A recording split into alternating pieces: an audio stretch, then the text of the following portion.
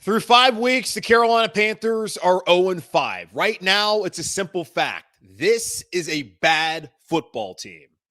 You are Locked On Panthers, your daily Carolina Panthers podcast. Part of the Locked On Podcast Network. Your team every day.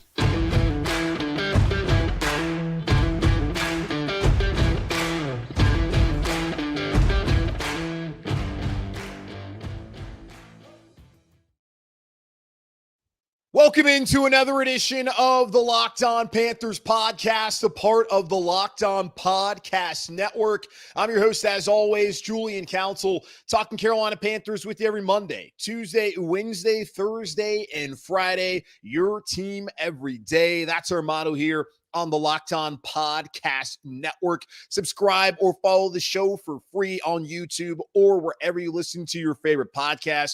And be sure to follow me, Julian Council, on Twitter at Julian Council, where on Wednesdays here on the show, I answer your weekly Wednesday mailbag questions either at me or DM me over on Twitter at Julian Council. Get those questions in for this week's edition of the weekly Wednesday mailbag right here on Locked On Panthers. This episode of Locked On Panthers is brought to you by FanDuel Sportsbook, official sportsbook of Locked On. Make every moment more. Right now, new customers can bet $5 and get $200 in bonus bets guaranteed. Visit FanDuel.com/LockedOn to get started. The Carolina Panthers, 24.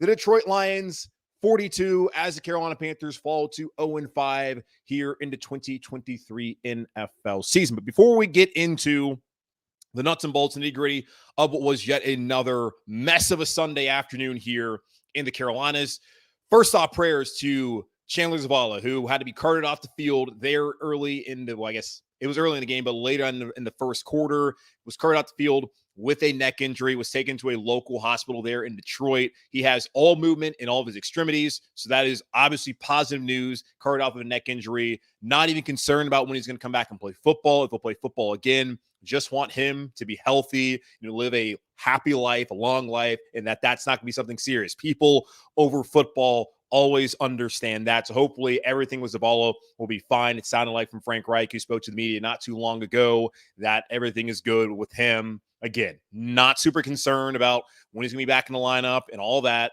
Just want him to be healthy. But the neck injury, that's always a scary scene. The whole team, both the Lions and the Panthers, are out there on the field surrounding him.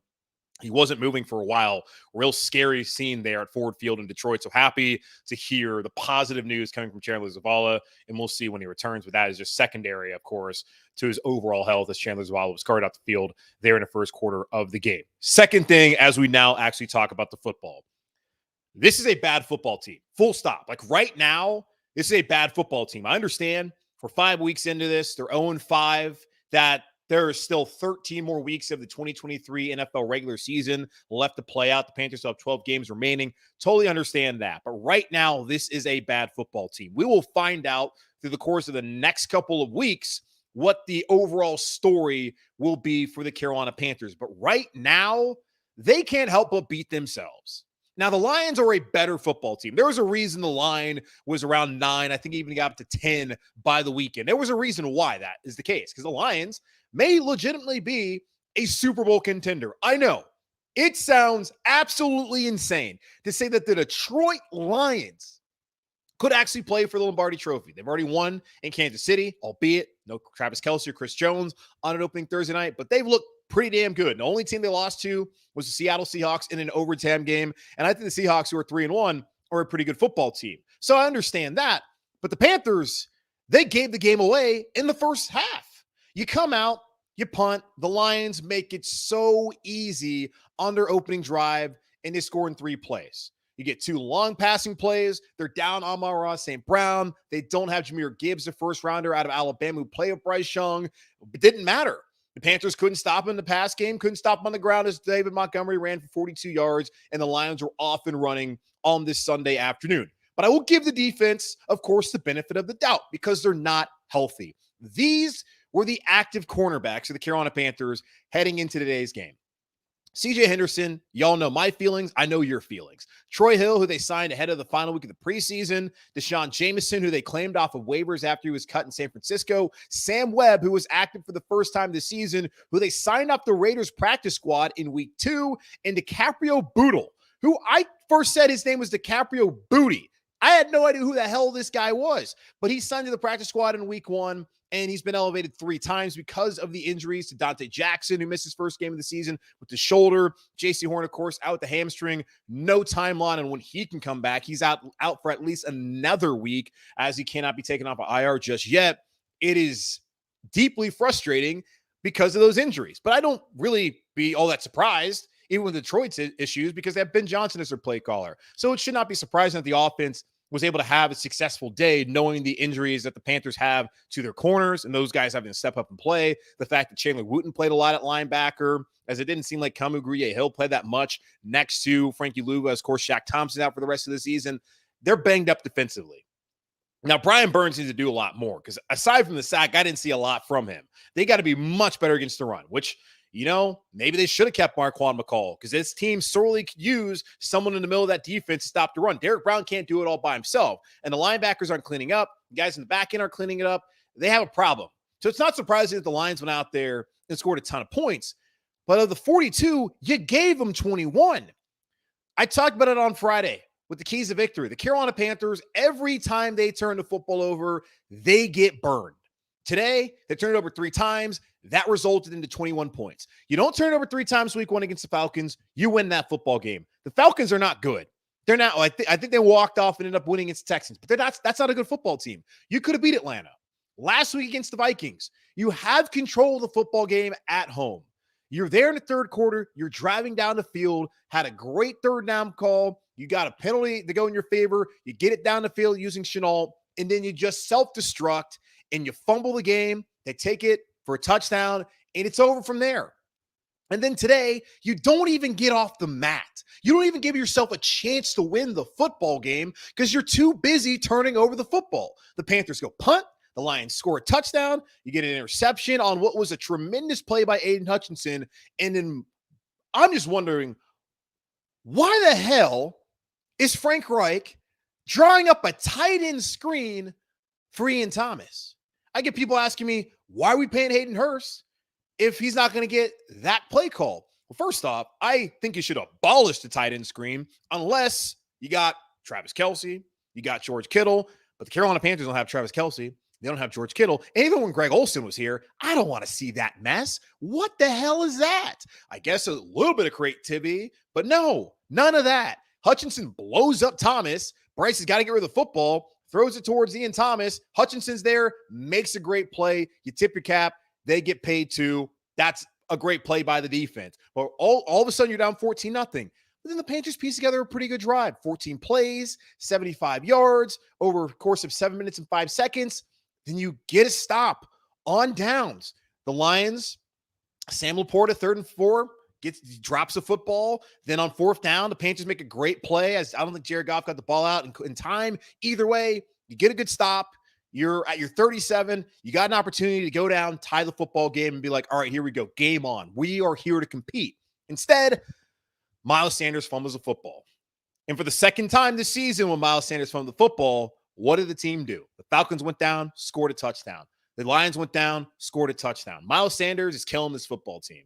He's providing nothing in the run game. And I understand it's not all on him, that the interior of the O-line has been bad, and now you're down to your 3rd-string left guard in Cade Mays, who was supposed to be the favorite at right guard when Corey was out, but lost that job. Then once Christensen went down and he moves the ball to left guard, he was the right guard starter. Then he got replaced in the second half against the Saints, and now he's out there at left guard. So the guy's been replaced multiple times as a potential starter. Now he's your 3rd-string left guard. So yeah, the interior of the O-line's not good. I understand that. But Miles Sanders has not nearly been explosive. Is it the groin? He's been on the injury report the last 2 weeks, missed all the preseason with it. I don't know what it is. But the Carolina Panthers gave that guy $25 million, $11 million guaranteed. And if you look at it on Spot Track, they can't really get out of the deal unless they trade him. Who the hell is going to trade for a running back who performed the way he's performed so far this season? It's asinine to pay running backs because you saw last season when they traded McCaffrey, as good as Christian is, as much as I wanted Christian here, you saw what they did with Chuba Hubbard and with Deontay Foreman. They showed right then and there that, oh man, maybe you don't have to pay a running back all that kind of money. You can still get production. It helps when your offensive line's healthy, of course. But Miles Sanders has done nothing for the Carolina Panthers this season. He's only here because of Deuce Staley and that relationship. And for whatever reason, the Carolina Panthers believe that you should pay running backs. It's ridiculous. They shouldn't have done it. Bad decision, bad move, hated it back then, liked the player, but right now, hate the move even more and do not like what the players provided for the Carolina Panthers. I hope it turns around. Chuba Hubbard's looked much better, but Miles Sanders fumbles the ball. The Lions go down there, score yet another touchdown. The Panthers throw another interception, which is a bad throw by Bryce Young. Moose Johnson on the broadcast there on Fox saying rookies throw that all the time. Bryce said that's on me. Frank said, yes, that's on Bryce. You can't make that mistake. And then what do we see? Ben Johnson dial up a beauty, 28-7 ball game. The rest of that was all garbage time. As well as the offense played in the second half, doesn't matter. It was garbage time. The game was over at 28-7. The game was over right then and there. You don't turn the ball over 3 times. The Lions scored 21 points by themselves. They went out and punted twice. They didn't punt until the second half, y'all. They went out and punted the first 2 possessions of the second half. Your defense actually played relatively well when they weren't being put in adverse situations and considering the amount of injuries. But instead, the Carolina Panthers don't even give themselves a chance. You don't turn the football over, it's obvious. And I know there'll be some jerk out there being like, well, duh. You don't turn the football over, you have a chance. You blew it week 1. You blew it last week. And this week, you threw it away. So the Lions are obviously a better football team. The Carolina Panthers are a complete mess right now. 8 turnovers on the season have resulted into 45 points. Comical. Just clown show of a football team we're watching right now with the Carolina Panthers. I know these guys care. They put in all the work. They want to win. I understand all of that. But right now, what they're doing is not working. And next week, they go to Miami. And they're going to get the doors blown off of them next week in Miami. It won't shock anybody. Just like today's result probably didn't shock anybody if you even watched. That's where we're at with the Carolina Panthers. They're 0-5, going to be 0-6, heading into the bye. And you're wondering, when are they going to get first win? And what's going to change? How are they going to fix this in season? Can they even fix this in season? We'll talk about that here in just a moment on Locked On Panthers.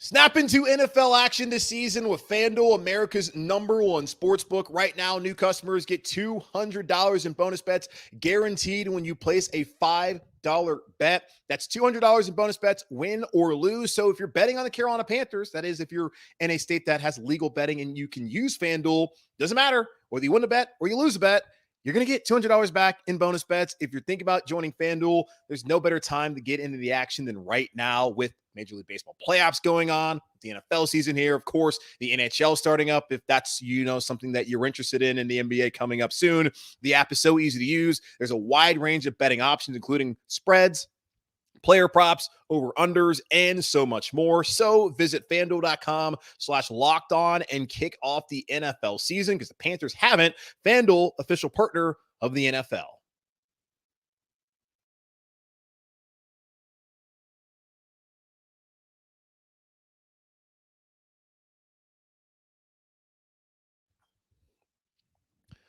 We asked this question last week. I'll ask it again. When did the Carolina Panthers get their first win? It's not going to happen next Sunday.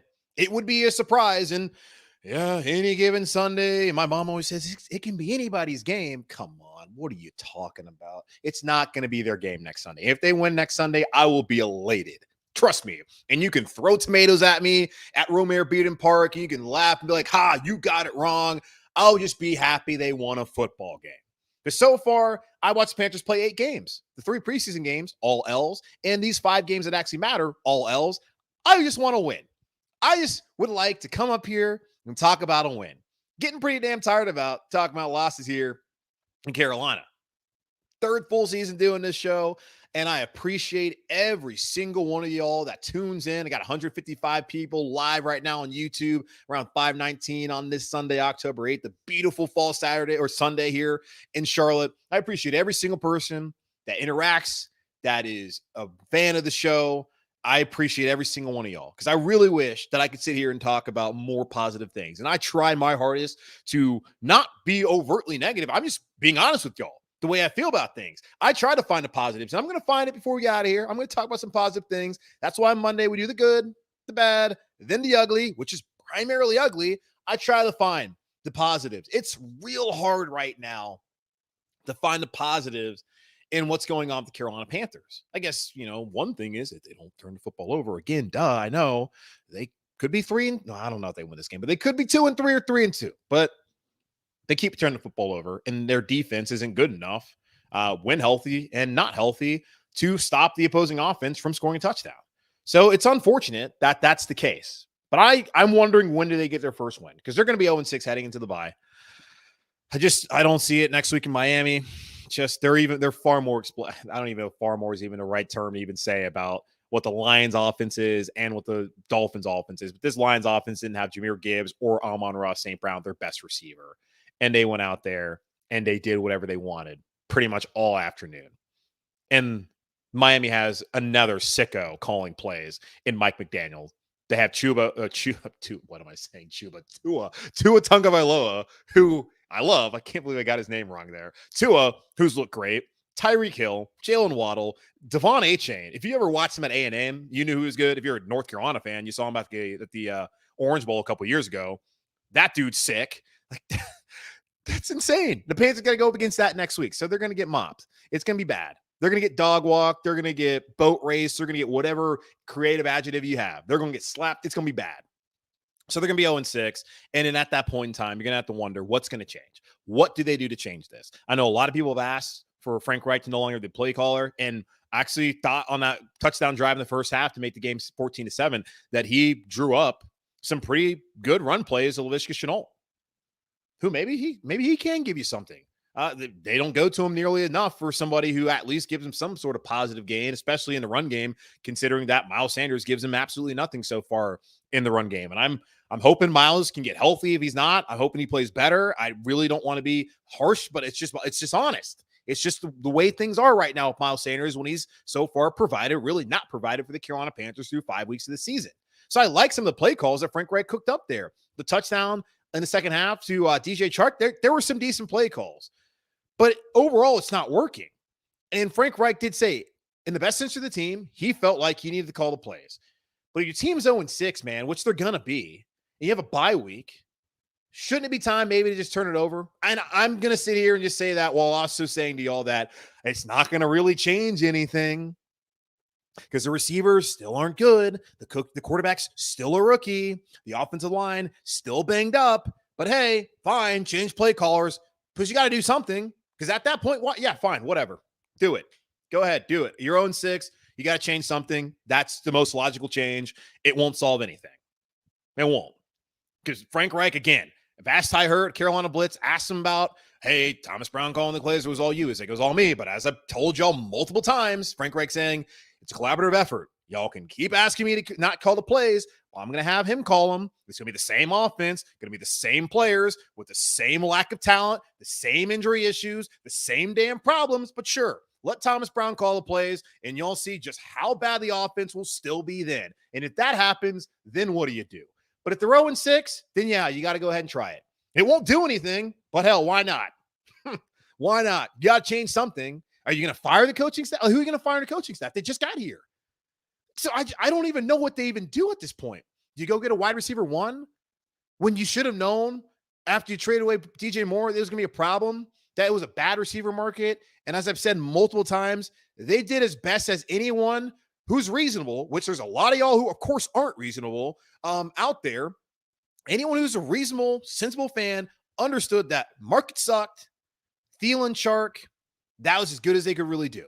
Now, why they weren't interested in DeAndre Hopkins, I don't know. Was he interested in here? He said flat out that he wasn't. Was there any communication? We don't know. But the Carolina Panthers didn't do Bryce Young any favors by what they put around him. And if they really felt like they needed a wide receiver one, then why did they not work harder this offseason potentially to bring in somebody who they could have put long-term with Bryce? So we came into the year wondering when Bryce Young comes of age, if that ever happens, because the jury's still out on him. And there's so many things that are effed up beyond repair right now with this team around him that I'm really not trying to sit here and criticize Bryce Young. Does he need to be better? Yes. But what's around him is not good enough. And the Panthers have done him no favors. It starts with the play calling, starts with the general manager, what he put around him and all that.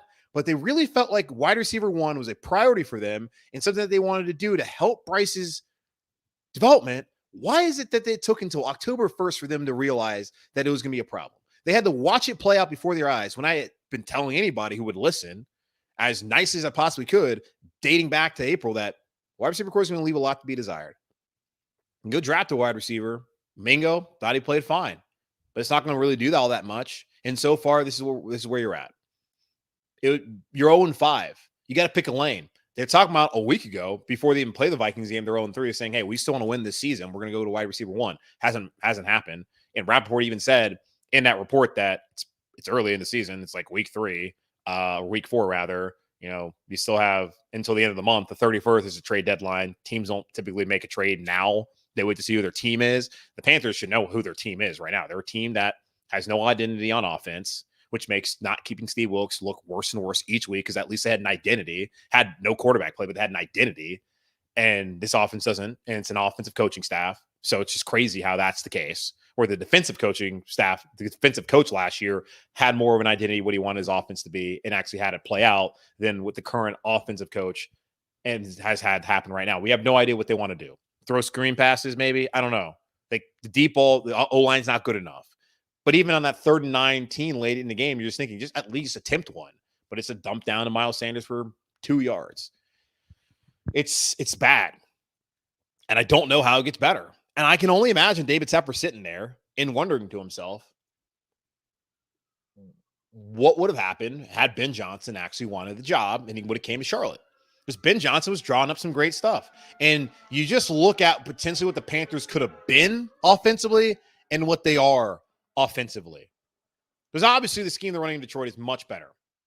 Yeah, it's not like they're down to one running back with Montgomery. You can see Bam Knight, the state guy, get hurt, and hopefully he's fine. They had some random guy. I know Josh Reynolds. I don't know the other Reynolds. Khalif Raymond's been a fine player, but it's not like they had a bunch of world beaters out there, skill position wise, and they looked miles better than the Carolina Panthers. Miles better.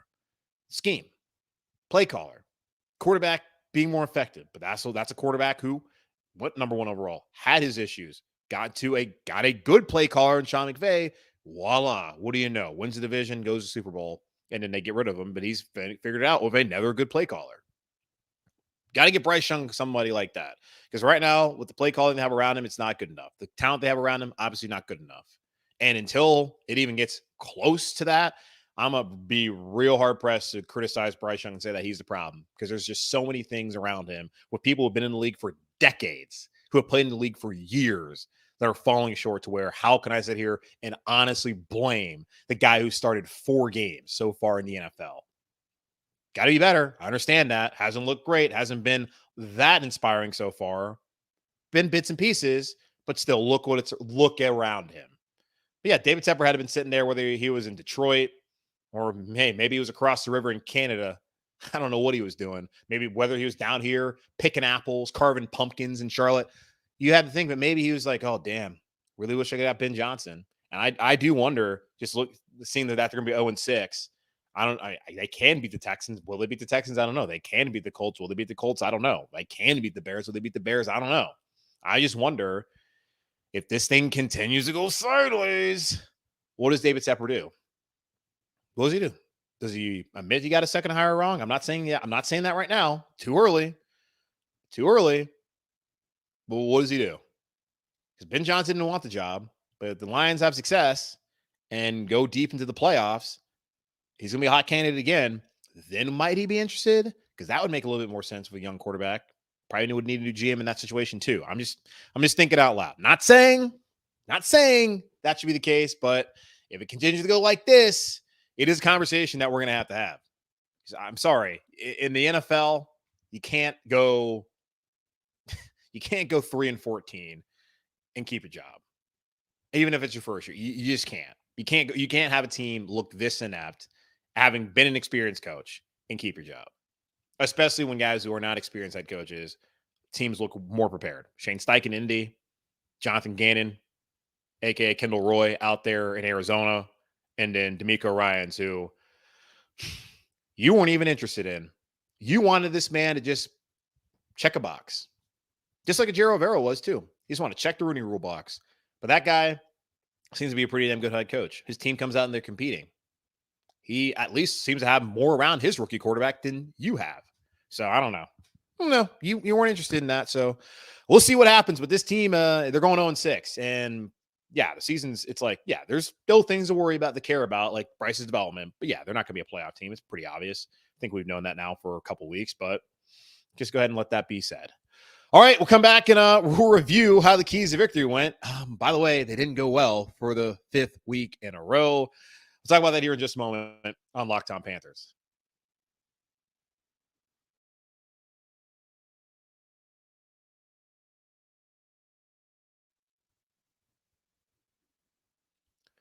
These days, every new potential hire can feel like a high-stakes wager for your small business. By the way, David Tepper, the Panthers are not a small business. They're a big business. And yes, your hire was high stakes.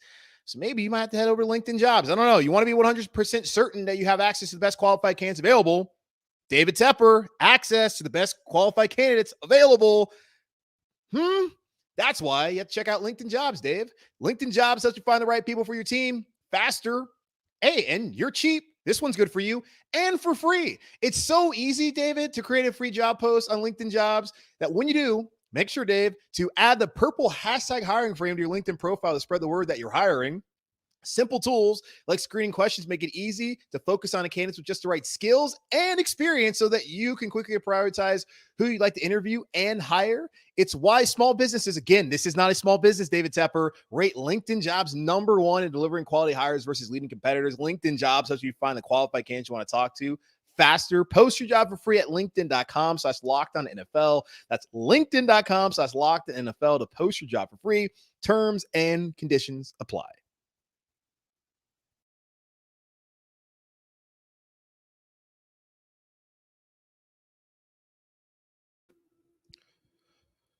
Shout out to the 156 people we got in here right now. We got 107 comments. The comments are on fire. I am not going to look at any of these until after the show because I just don't even know what mess is going on in there. I have no idea. I don't want to see it right now. When I get off here, excuse me, in about like 6 or 7 minutes, I'll look back and see what y'all had to say. But good God.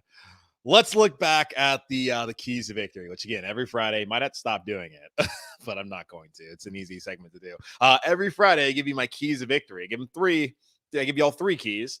And the first key was to win in the run game. The Carolina Panthers came in averaging 95.3 rushing yards per game on 4.0 yards per carry. And on Sunday, they were right there around their total, rushing for 94 yards on 4.3 yards per carry. So still not effective at all. The Detroit Lions came in averaging 136.5 rushing yards per game on only 4.0 yards per carry, and they rushed 27 times for 157 yards and 5.8 yards per carry. The Carolina Panthers have now, in each of their games this season, allowed over 130 yards to each of those opponents. Their run defense is atrocious. The Panthers came into the game 27th in the league, allowing 136.3 yards per game. That's obviously going to go up. And they were allowing 4.7 yards per carry, which is 4th worst in the NFL. Again, that number is going to go up. Again, they've given up 130 plus to each of their opponents. The Falcons, the Saints, the Vikings, who don't even run the football well, the Seahawks,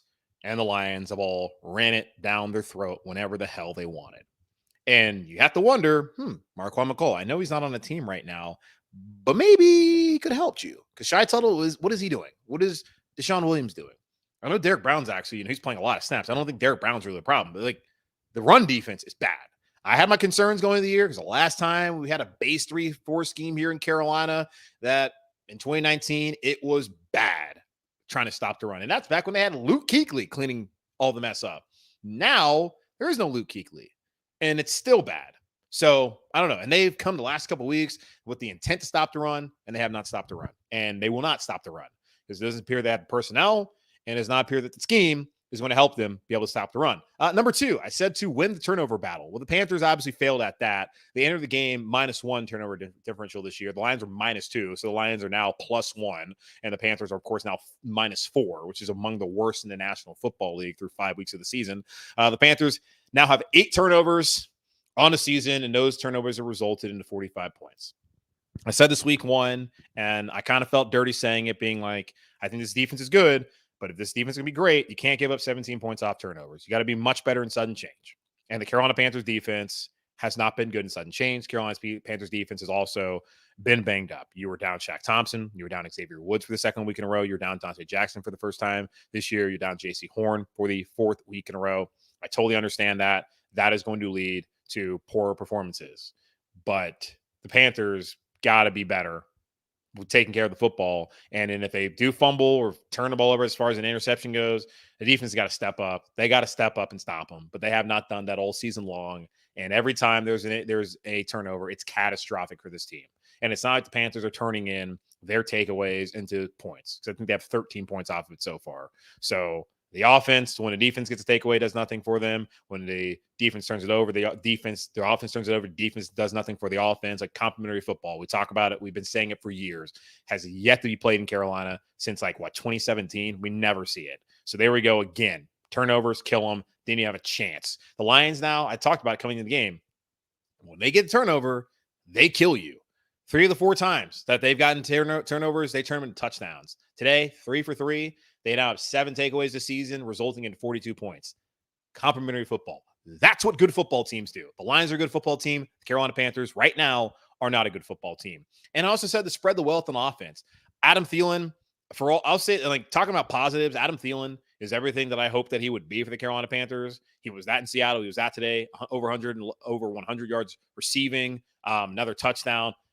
He's the only guy that Bryce seems to have any chemistry with. DJ Chark only had 3 receptions today. Mingo had his best game early on as a Panther. Still not overwhelming, but good to see him come back from the concussion and to look more comfortable than he did the first couple of weeks of the season. So that's a positive. And other than that, okay, cool. Let's try a tight end screen Ian Thomas. That's spreading the wealth. That's not what I was talking about, Frank. That's not what I meant. Tommy Trimble gets a touchdown. That's great. Good to see. But still, only 3 receptions, 3 targets for Hayden Hurst. I just don't understand. What are you paying him for if you're not going to utilize him more? Chuba Hubbard, 8 carries for 30 yards. Those came in garbage time. Again, garbage time started when the Panthers were 28-7. Garbage time started in the second quarter of the game. And he barely touched the football.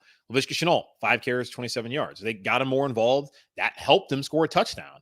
It helped them get down the field last week once they converted on the 3rd down and they got the illegal contact on DJ Chark. He got him back-to-back first downs. So maybe they should use him more. I just still don't think that the offense is nearly as creative as it needs to be. And again, I'm not some scheme dude. I'm not going to sit here and tell you that I know what the scheme is, what they're trying to do. All the things are right or wrong about it. I'm just watching the game and I'm seeing that whatever they're trying to do is not working. And also you have no idea what they're trying to do. And the people who are way smarter than me about this stuff, they sit there and say the exact same thing. So I don't know. Bryce, the 2 interceptions, one of them, again, I said that's Aiden Hutchinson making a great play. The second one, that's just a bad throw. You can't do that. It happens. It's football.